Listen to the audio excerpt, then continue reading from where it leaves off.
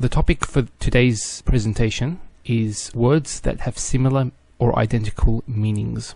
Like in all languages, we have a number of words. Sometimes we have a concept or something that is called by a number of different names.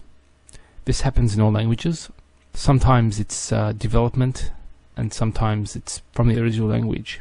So the presentation today is going to talk about something that we all want in this life and the next life. So what I've done is I've put 4 three-letter roots on the left-hand side, and from these different 3-letter roots we can derive a name that means happiness. So in the first example, I've just put up some information. Probably not everybody will be able to understand this information, but it's not important. So we have the word Sa'ida yas'adu, that's the verbs that it's derived from, and the masdar is actually sa'ada, which means happiness, but it actually means other things. For example, in this sentence, sa'ada al-ma'u fil ard, the water came upon the surface of the land naturally, requiring a machine to raise it for the purpose of irrigation. So that's something that would make somebody happy. I mean, if they want to irrigate the land and it happened just like that without anybody doing anything, this would be, cause for happiness. So similarly, the word actually sa'ada actually means things going your way in life.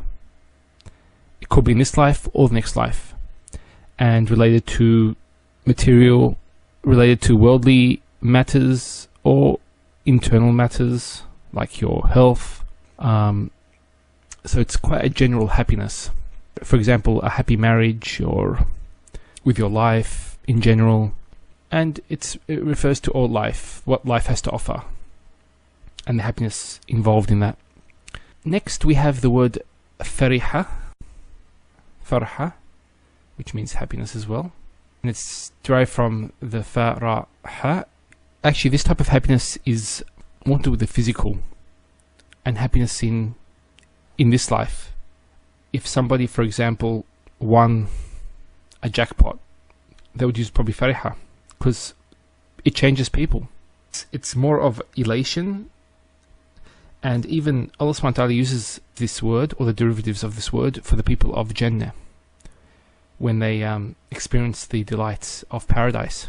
So it's not all bad, but it has a sense of linking somebody to an inappropriate state. So that's fariha. So I guess you could call it elation. I'd probably say that's a good translation of it, but obviously it's not going to translate it completely.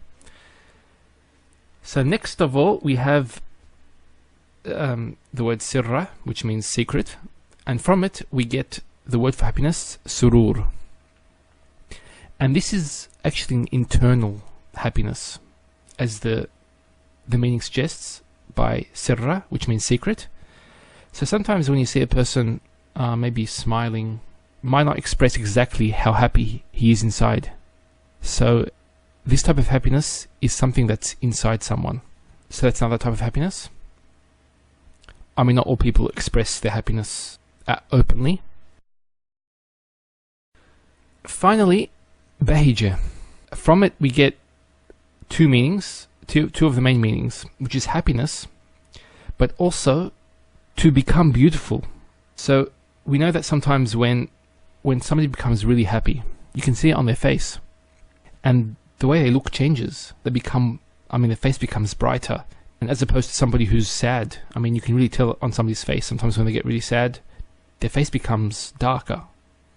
So this type of happiness actually is something that's expressed or is shown on the face of somebody.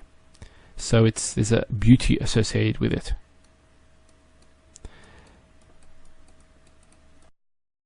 So that's 4 examples of happiness in the Arabic language. Obviously, you cannot interchange one with the other in language. To understand the meaning of it, you need to go back to its original root. And this is something with the language, is words can be traced back to the 3-letter root, and from it you can get further meanings of the word. And this is one of the things I love about the language. And just to demonstrate this, for example, we have the word fariha.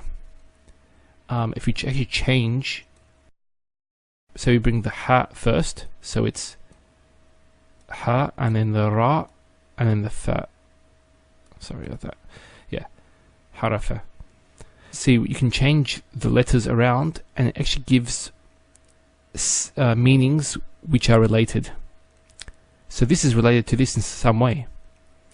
This meaning here actually has a meaning of change.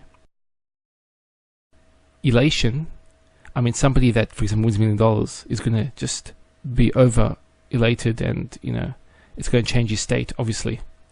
And also it leads to, as I said, sometimes it leads to pride, and somebody's just bought a new car and they're feeling really, really happy, and they're going around showing off their car to their friends.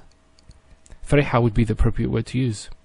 And as I said, harafa also has a meaning of change, to change something. So for example, harafa is used in the Quran is talking about when the people of the book changed the word of Allah, and the word uses harafa.